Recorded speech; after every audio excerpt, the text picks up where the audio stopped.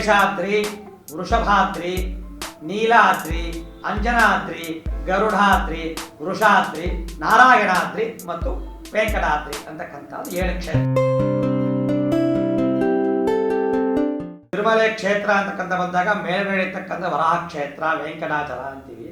ಅಲಿಪಿರಿಯಿಂದ ಹಿಡಿದು ವೆಂಕಟಾಚಲ ಕ್ಷೇತ್ರದವರೆಗೂ ಕೂಡ ಶೇಷಾದ್ರಿ, ಗರುಡಾದ್ರಿ, ಅಂಜನಾದ್ರಿ, ನೀಲಾದ್ರಿ, ವೃಷಭಾದ್ರಿ, ನಾರಾಯಣಾದ್ರಿ, ಮೇಲೆ ವೆಂಕಟಾದ್ರಿ, ಈ 7 ಕ್ಷೇತ್ರಗಳು ಕೂಡ 7 ಅಂತಕ್ಕಂಥದ್ದು ಮಹಾವಿಷ್ಣುವಿಗೆ ಒಂದು ವಿಶೇಷವಾಗಿರ್ತಕ್ಕಂತಹ ಒಂದು ಸಂಖ್ಯೆ.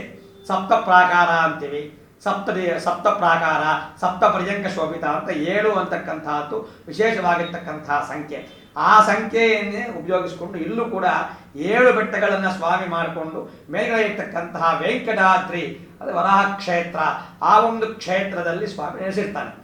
ಶೇಷಾದ್ರಿ ಯಾರಪ್ಪ ಅಂತಂದರೆ ವೈಕುಂಠದಲ್ಲಿರ್ತಕ್ಕಂತಹ ಶೇಷ, ಆದಿಶೇಷ ಏನಿದೆ ಆ ಶೇಷವನ್ನೇ ದಿನಾಗಲೂ ಕೂಡ ಸ್ವಾಮಿಯವರು ಪರ್ಯಂಕಾಸನ ಅಂದರೆ ಮಲಗಿರ್ತಕ್ಕಂತಹ ಒಂದು ವಿಶೇಷವಾಗಿರ್ತಕ್ಕಂತಹ ಒಂದು ಅದೊಂದು ಶೇಷ, ಆದಿಶೇಷ ವೈಕುಂಠದಲ್ಲಿದ್ದಾನೆ.